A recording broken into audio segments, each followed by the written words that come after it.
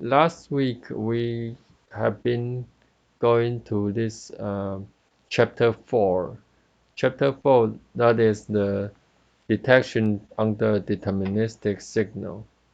And as we have been said in previous chapters, when we are talking about a detection problem, we always need to know about the assumptions of the signal model. And then uh, for this for this chapter, we'll be talking about deterministic signals, the deterministic signal. So uh, deterministic signal means that this uh, in the signal model, the signal the signal part is known, and then of course, for the noise part, there could be a lot of different assumptions. For example, the most common ones are Gaussian assumptions. But uh, here, our assumption for the signal will be the deterministic one. Then, of course, then as you can imagine, there could be other assumptions about the signal. For example, random signals. For example, signals that are unknown signals. But here we'll be talking about deterministic and known signals. Okay, so uh, let's begin. We'll be at the Stephen K's textbook at page 95. Page 95. Okay. So in this chapter, we actually want to uh, detect a signal that is disturbed by a noise, and the signal is deterministic. But in previous chapters, we have been talking about Neyman-Pearson criteria. And then when we want to minimize the average cost, it will be the Bayesian approach. And of course, with Bayesian, then you have to know the so-called prior information. And then we will have this Gaussian assumption as usual, as we did before. Alright, so it's a little bit review from the previous week. Okay, so the match filter, this is an important term because you are going to see this from time to time very often. You will be seeing this so-called match filter. And we begin our discussion of the optimal detection approach by considering the problem of detecting a non-deterministic signal. So as I said, sometimes you will be determined at detecting a random signal. Sometimes you know there could be a signal, but it's unknown. But here we'll be saying known signal. So the signal model looks like this. You have a H0 that is noise only. That has only the noise. And then you have H1 that has signal with the noise, And the noise Sn is assumed known, and the noise is Wgn. Just get yourself familiar with the terminology here. Uh, WGN means the white Gaussian noise. Then it has a variance sigma square. Then WGN is defined as a zero mean Gaussian noise process with autocorrelation function like this. So for this delta function, then it will be 1 if k is 0, and then it's 0 for k non-zero. And I like to remind you about this function in many undergraduate courses like signals and systems. If you that in recall the same thing in the signals and systems, then I believe you might have learned about this so-called delta function. And in fact, it's just a function that is like like a like something like this. It has a one at a certain point, and then it has zero elsewhere. So this is like a delta function. Delta function. Okay. What that actually means is uh, that Gaussian noise process is only correlated with itself while there is no time difference. Think about it, there's no time difference because it's taking expectation of itself with the with itself, except that the time difference is k, right? Notice here, notice this here. What we'll be talking about expectation of a random process with n and then n plus k. So the time difference is k, but while it's correlating with itself with time difference k, it's always zero for k on zero. And then when k is zero, then what that means is it correlated with itself for time difference equal to zero. Then it has a variance sigma square. So think about this clearly. What it actually means is it does not correlate it with itself anywhere except time difference equal to zero. That's what it actually means. Okay, so now we come to the Neyman-Pearson detector, and the detector will decide H1 if the likelihood ratio exceeds a threshold. Then of course the likelihood ratio, the term comes from chapter 3. We have derived that likelihood ratio. Uh, and also we say that the likelihood ratio is actually the optimal approach to do the detection under such a scenario.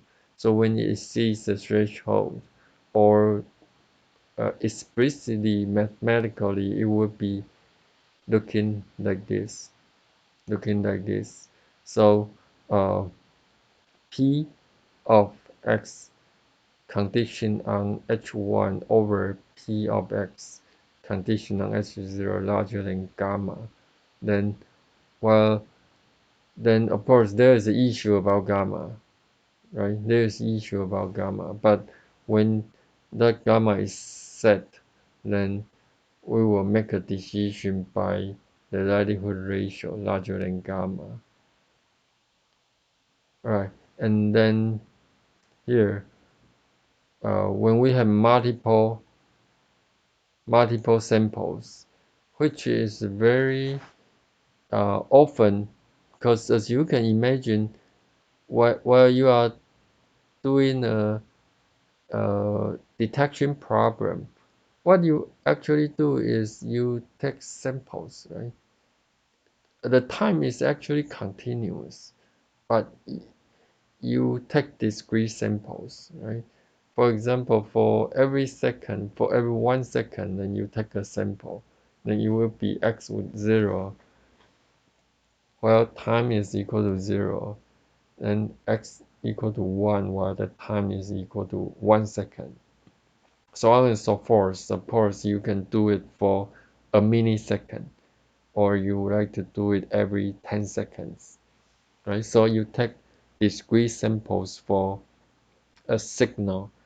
Well, physically, the signal is continuous, but you take discrete samples. Oh, all right, then you write out the probability density function. But as I said, if the sample x is given, then it becomes a likelihood. After the sample is given, then it's a likelihood. All right, so we write it out.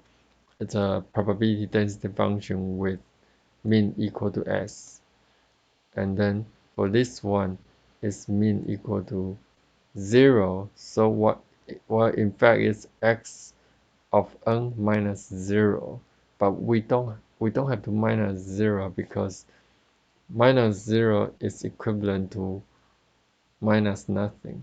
So uh, if the PDF is not, that PDF here is not clear, then let's roll back and see what happens here.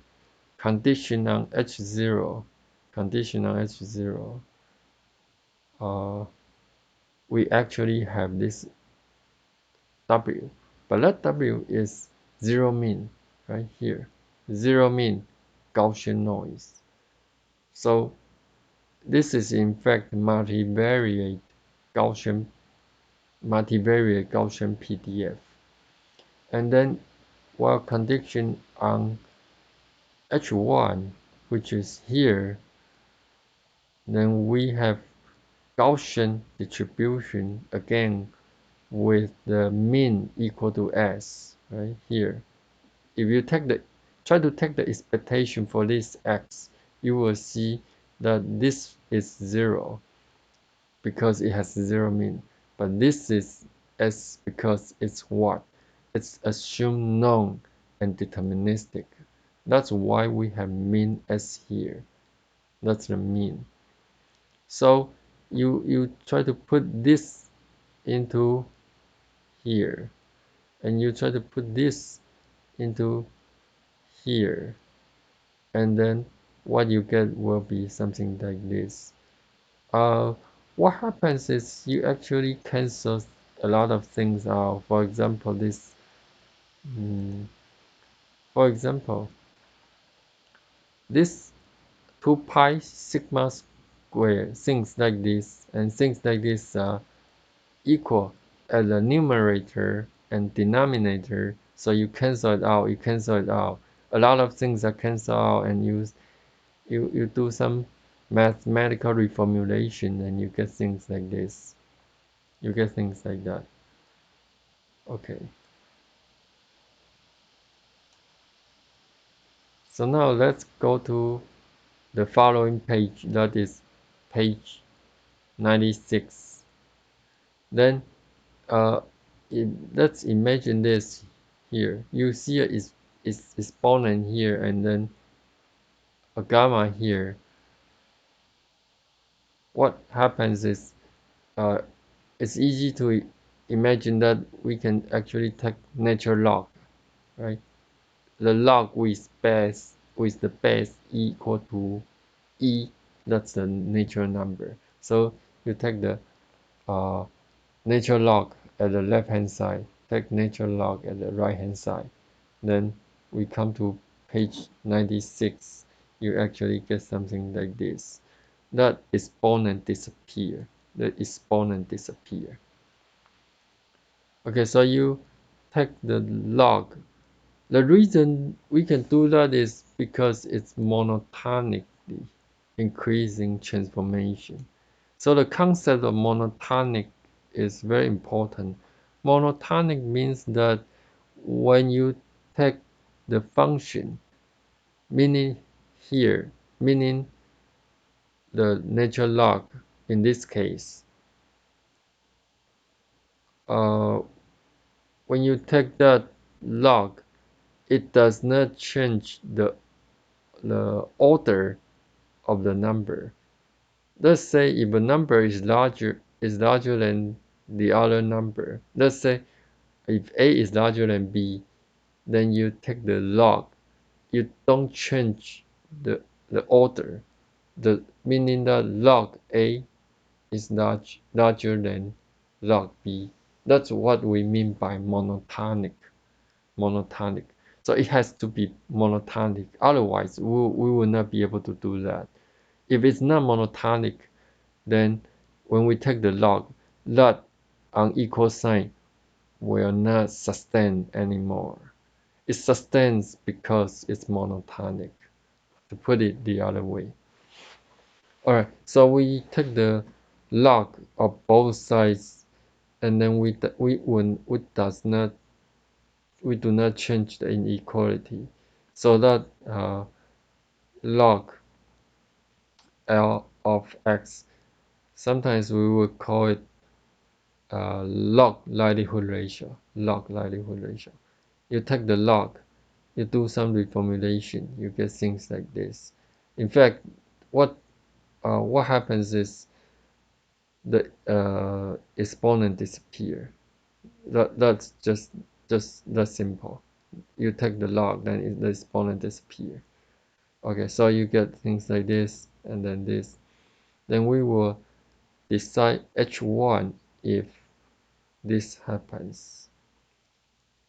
Alright, so what happens from here to here is that uh, you just put things in. You put things in. And as you can see, if you have a x n and you have square, then you get what? You get x squared at the left hand side, right? And you have minus x squared here, so they cancel out. Again, they cancel out. So try to do this and do a little bit of practice and simplify it. Then at the end, you get things like this. You don't have x squared anymore because it cancels out. But what remains is uh, 2x x, right? And that 2 will cancel out with this 2, so you get things like this. And then for this term to be multiplied into this s squared, you get things here. You get this s squared term here. And it's the unequal sign sustains here. The right hand side sustains here. Okay, and then since x of n is known, let's it's becoming more and more clear here why we make this assumption, right? In some scenario, you know the signal, and that's the the basis on which we do our derivation. If S is unknown or it's not deterministic, then we need another way to deal with it, which we may be doing in next few chapters, but not here. Here, we're assuming that S is known, and it's not a function of the data. We will incorporate the energy turn into the threshold. Sometimes we was uh, if you recall what happens in undergraduate signals and systems 讯号与系统里面也有讲 the signal energy is the summation of the signal square. That's for discrete signals, right? For continuous signals, we'll be doing integral, right? We'll integrate a signal square for a certain period of time. That's what we call by energy, signal energy. But mathematically, you can think of it as just a terminology. That's fine, but uh, it's a common practice in communications and signal processing area. It's a common practice that we just call the summation of the s square as the signal energy.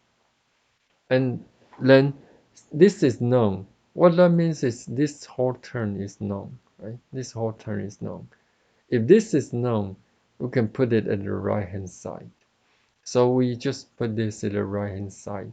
Then we see this term comes here, while this term comes here.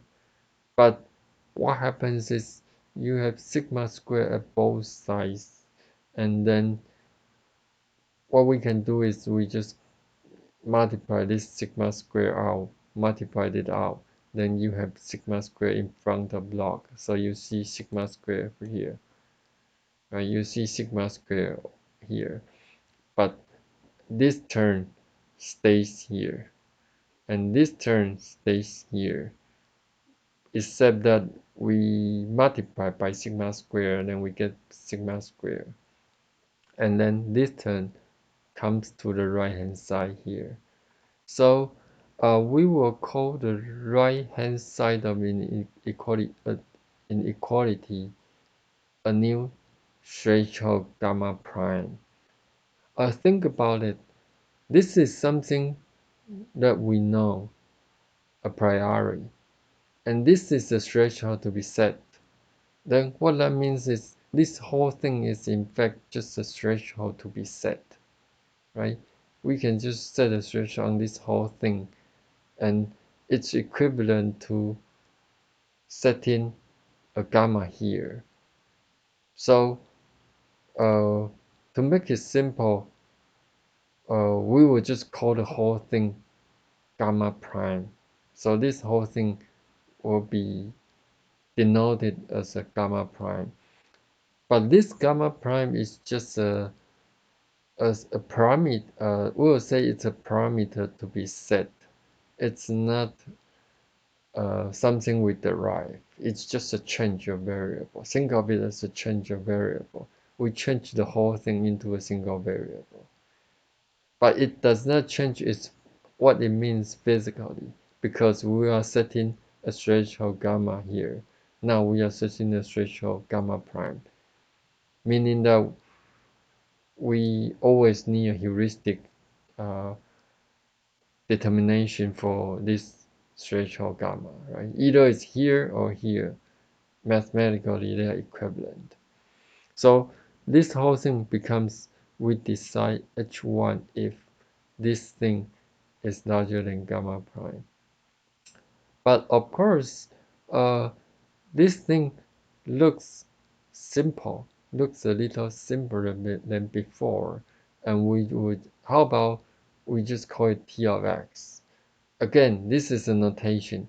It does not mean, uh, it does not mean that we derive this T. This T is something we create. We just make a notation. Just say we have a function of the data x and its functional form is like this. That's what we mean by this T of x. Okay, so this we will just say how about call we name it. We just make a name for this function call it T of x. This is what we do here. So this is our uh, NP detector. So if let's take an overview of what happens. What happens is uh, I'll give you a very quick overview. What happens is we have a signal model here, and now we are trying to decide whether it's H0 or H1 by multiple samples. And now we go through the NP detector, the likelihood ratio, and then go through a lot of mathematical derivation and simplifications. And then eventually we come to a point where we have actually a very simple form for the detection, which is just this T function, Then later on, we will talk about what it actually means and then how to actually build the functional block for this T function. But a quick overview is going to give you a very good insight and overview for this, which is a detection problem. And then it goes to this form. And then we were trying to compare this functional form with the threshold. And this is our NP detector. As expected, it consists of a test statistic. Notice this word test statistic. And it's a function of the data and the threshold gamma. And then again, we have to choose a gamma prime that is chosen to satisfy this probability of false alarm equal to alpha. Probability of false alarm equal to alpha. For example, alpha is 5%, or maybe if you like it, uh 1% or even 0.1%, depends on the accuracy you like to have.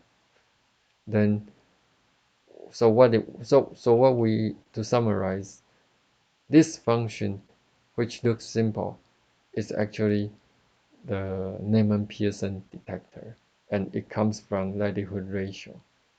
So we'll just stop here and take a break for a few minutes, then come back